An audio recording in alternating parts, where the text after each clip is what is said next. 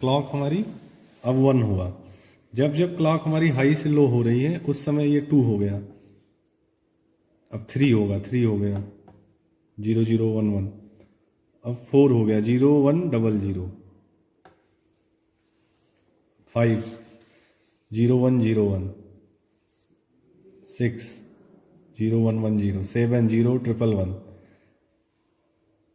ये 1 0 0 8 है। ये वाली एलईडी थोड़ी कम ग्लो कर रही है, 1 0 0 एमएसबी वाली एलईडी। ये 9 हो गया। आज हम लोग डिजिटल इलेक्ट्रॉनिक्स का एक प्रैक्टिकल करते हैं अपनी लैब में, गवर्नमेंट पॉलिटेक्निक लालगेट ललितपुर में। हम ये अपनी लैब इलेक्ट्रॉनिक्स लैब में प्रैक्टिकल कर रहे हैं। इसके लिए हमारा प्रैक्टिकल है 4 बिट बाइनरी अप काउंटर। ये एसिंक्रोनस काउंटर है, बाइनरी अप काउंटर हम बना रहे हैं IC 74393 के तहत। मोड 16 काउंटर है, मीन्स ये 0 से लेके 15 तक टोटल 16 स्टेज काउंट करेगा। और ये हमारी 16 पिन की IC है, 14 पिन की IC है। इसमें 1 नंबर पे हमारी क्लॉक है, 2 नंबर पे रीसेट रहेगा। रीसेट जो है हाई रीसेट है इसका, मतलब अगर हम हाई सिग्नल देंगे तो ये रीसेट हो जाएगा। 3 नंबर पे LSB है Q1, 4 नंबर पे Q2, 5 नंबर पे Q3, 6 नंबर पे Q4 और 7 नंबर पे ग्राउंड। 8 नंबर पे 8 9 10 11 12 13। यहाँ पे एक सेकेंडिकल से मिरर इमेज की तरह दूसरा काउंटर है जिसको हम यहाँ डिस्कस नहीं कर रहे हैं। और 14 नंबर पिन पे VCC है जिसे हमें 5 वोल्ट देना है IC की बाइसिंग के लिए। तो हम क्लॉक इसमें जो देंगे वो फंक्शन जनरेटर के थ्रू देंगे। हमारे पास फंक्शन जनरेटर है 1 मेगाहर्ट्ज का, वहाँ से हम 1 मेगाहर्ट्ज तक की क्लॉक दे सकते हैं। तो एक छोटी फ्रीक्वेंसी की क्लॉक देंगे। अब ये क्लॉक जो है वो निगेटिव एज क्लॉक है, निगेटिव जब एजेज आएंगी तभी जो है आउटपुट चेंज होगा। और फंक्शन जनरेटर से हम क्लॉक देंगे और उसी क्लॉक को हम ऑब्जर्व करेंगे अपने डिजिटल स्टोरेज ऑक्सिलोस्कोप में। जब हम DSO के चैनल 1 पे देखेंगे तो उसी को पैरेलल में उसके प्रोब को हम, जो क्लॉक जा रही है उसी को हम पैरेलल प्रोब को हम DSO के चैनल 1 में देंगे। वो चीज़ अभी हम जब प्रैक्टिकल करके देखेंगे तो समझ में आएगा। तो ये पूरी सर्किट है। IC की 7 पिन इधर हम यूज कर रहे हैं, क्लॉक, रीसेट, चारों बाइनरी आउटपुट और ग्राउंड और इधर VCC। अब जैसा कि हमें पता है कि बाइनरी अप काउंटर है, जब जब क्लॉक हाई टू लो होगी मीन्स निगेटिव एज होगी उस समय हमारा स्टेज 0 0 0 है, उसके बाद 0 0 1 हो जाएगा, 0 0 1 0 आएगी तो 0 0 1 1, नेक्स्ट क्लॉक आएगी तो काउंट 4 बढ़ेगा, एक काउंट इंक्रीज होगा तो 0 1 0 0, फिर नेक्स्ट काउंट होगा नेक्स्ट क्लॉक पे 5, देन 6, फिर उसकी 7, उसकी बाइनरी 0 1 1, फिर 8 होगा तो 1 0 0। इस तरीके से ये जो इसका स्टेट है ये 0 से लेके 1, 1 से 2 जो हम स्टेट डायग्राम पढ़ते हैं, 3 एंड सो ऑन, और लास्ट में 15 और 15 के बाद दोबारा से 0। तो इस तरीके से ये इसका स्टेट डायग्राम और ये इसका ट्रुथ टेबल है। तो इसी चीज़ को हम प्रैक्टिकली करके देखेंगे। सर्किट बना रखी है तो इस ब्रेडबोर्ड में अगर हम ध्यान दें तो हमारी ये IC लगी है 16 पिन की। इसमें इधर हमने VCC दिया 16 नंबर पिन पे, और 8 नंबर पिन पे जो है ग्राउंड दिया है। क्लॉक जो है हम 1 नंबर पिन पे यहाँ पे प्रोब के थ्रू दे रहे हैं फंक्शन जनरेटर से। ये हमारा फंक्शन जनरेटर है। फंक्शन जनरेटर में हम TTL आउटपुट से बहुत ही छोटी फ्रीक्वेंसी 0.26 हर्ट्ज की जो है TTL आउटपुट ले रहे हैं एज ए क्लॉक, और उसको 1 नंबर चैनल में दे रहे हैं। और पैरेलल में वहीं से तुरंत उसको पैरेलल में हम अपने फंक्शन DSO के में दे रहे हैं देखने के लिए। यही क्लॉक हमारी अप्लाई हो रही है IC में। देखिए हाई लो हो रहा है। जब ये लो होगा उसी समय क्लॉक ऑपरेट होगी, क्योंकि ये निगेटिव है। यहाँ पे क्लॉक ऑपरेट हो रही है जब ये निगेटिव हो रहा है, हाई से लो हो रहा है। और 4 LED लगा दी है चारों आउटपुट पे देखने के लिए। और जो फंक्शन जनरेटर का ग्राउंड है और जो हमारी सप्लाई, जो हमने 5 वोल्ट की सप्लाई दी है वेरिएबल सप्लाई से, उसको दोनों को कि ग्राउंड को हमने कॉमन किया है।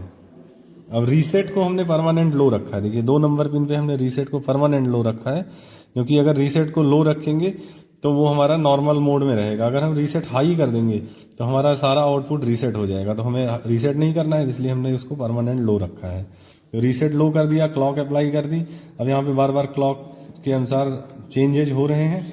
हम अभी जो है शुरुआत से आपको इसके स्टेजेस को दिखाते हैं। 0 0 0 है आउटपुट हमारा, क्लॉक हमारी अब 1 हुआ।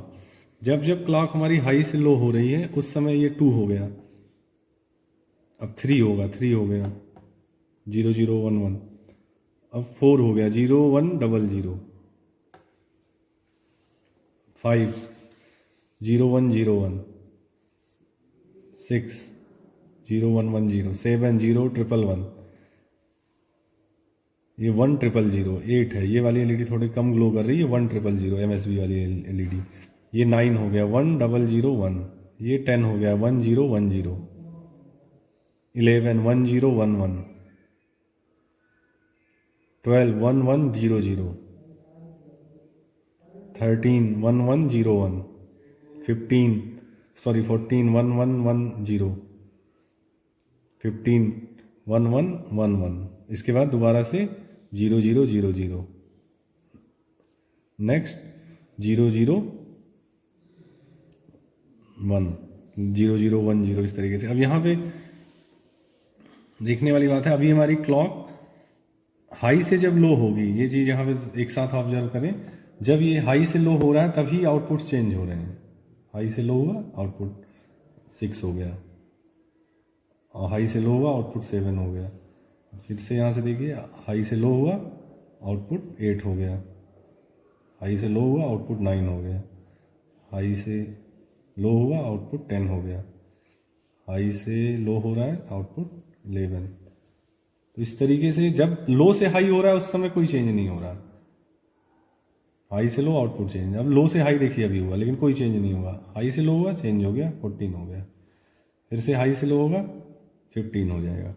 तो क्लॉक हमने यहाँ पे 0.26 हर्ट्ज की क्लॉक दी है। अगर हम क्लॉक को देखिए बढ़ाते हैं, 5 हर्ट्ज की कर दी, ये यहाँ पे देखिए क्लॉक को हमने बढ़ा दिया है तो हमारे आउटपुट तेजी से चेंज हो रहे हैं क्लॉक के अनुसार। 15, क्योंकि इस समय 2.5 हर्ट्ज की क्लॉक है जो कि हम ऑब्जर्व नहीं कर पा रहे, थोड़ा सा और 1 हर्ट्ज की करते हैं।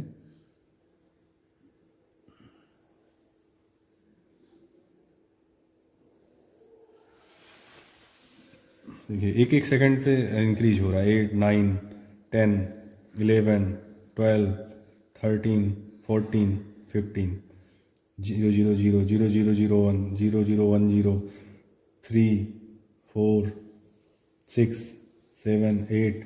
यहाँ पे क्लॉक हमारी तेजी से चेंज हो रही है। जब जब हाई से लो हो रहा है उसी समय आउटपुट चेंज हो रहे हैं। ये चीज़ ऑब्जर्व करने वाली बात है कि ये निगेटिव एज ट्रिगर्ड क्लॉक है। जब जब हाई से लो हो रहा है उसी समय आउटपुट चेंज हो रहा है। 1 सेकंड की 1 हर्ट्ज की क्लॉक है तो 1 सेकंड में आउटपुट चेंज हो रहे हैं। तो इस तरीके से हमने काउंटर को देखा। अप काउंटर है। अब इसमें रीसेट का एक कॉन्सेप्ट है। अगर हम थोड़ा फ्रिक्वेंसी कम कर दें और रीसेट देखें, सपोज करिए अभी हमारा आउटपुट 4 है, अभी 5 हो गया, अभी 6 होगा। क्लॉक हमने थोड़ी धीमी कर दी इसलिए धीरे धीरे चेंज हो रहा, 6 हो गया। अब अगर हमें रीसेट करना हो तो हमें रीसेट को हटाना, जो लो है और लो को हटाना पड़ेगा। जैसे ही हम लो हटाएंगे पूरा क्लॉक एक रीसेट हो जाएगा। ठीक है, देखिए रीसेट हो गया। अब हमें दोबारा से अगर एक्टिव करना है तो हमें रीसेट को हाई करना पड़ेगा, रीसेट को लो करना पड़ेगा। हमने लो कर दिया। अब लो कर देने के बाद हमारी स्टेजेस दोबारा से 0 0 0 से शुरू हुई तो 0 0 1 हो गया। अब नेक्स्ट जो है 0 0 1 0 हो जाएगा, 0 0 1 0। हम कहीं पे भी होंगे, अगर हमें रीसेट करना है तो इसको रीसेट बटन को हटाना पड़ेगा, रीसेट सिग्नल को हटाना पड़ेगा, लो से हाई करना पड़ेगा, तभी अभी हमें रीसेट करना है। हमने हटा दिया, रीसेट हो गया। अब रीसेट है। नेक्स्ट जब हम रीसेट को लो करेंगे, देखिए लो कर रहा हूँ तो फिर से जो है शुरू से काउंटिंग शुरू हो जाएगी। देखिए शुरू से काउंटिंग शुरू हुई, 1 आया, अब 2 हो गया, 3 हो गया, अब 4 होगा, 01004 01015। तो इस तरीके से रीसेट को करना है। एक चीज़ और देखने वाली है कि अगर मैं ऑफ कर देता हूँ, सपोज करिए मैंने इसे ऑफ कर दिया, अब जब मैं ऑन करूँगा, मैंने सप्लाई ऑफ कर दी, देखिए यहाँ पे जो आईसी की सप्लाई है 5 वोल्ट की वो ऑफ कर दी। अब जब मैं इसे ऑन कर रहा हूँ तो मेरा जो लास्ट स्टेज था वहीं से ये स्टार्ट हो रहा है, यहीं पे ऑफ हुआ था 12 पे, 13 हो गया, फिर से 14 15। तो क्योंकि हमने रीसेट नहीं किया, जहाँ पे हमारा ऑफ था वहीं से अपने नेक्स्ट स्टेज को वो काउंट करना शुरू करेगा। तो ये भी है कि अगर इस तरीके से, क्योंकि डेटा उसमें स्टोर है, सेट जो फ्लिप फ्लॉप सेट था वो सेट ही रहा, जो रीसेट था वो रीसेट रहा। तो लास्ट स्टेज जो थी उसी के बाद से अगली स्टेजेस काउंट करना, इंक्रीज होना शुरू हुई। तो काउंटर का ये एक्सपेरिमेंट हमने आप काउंटर देखा, इसी तरीके से डाउन काउंटर भी हम कर सकते हैं, और ये एसिंक्रोनस काउंटर था, सिंक्रोनस काउंटर भी कर सकते हैं। तो ये एक प्रैक्टिकल अंडरस्टैंडिंग के लिए ये प्रैक्टिकल हमने आज रिकॉर्ड किया है आप लोगों के लिए।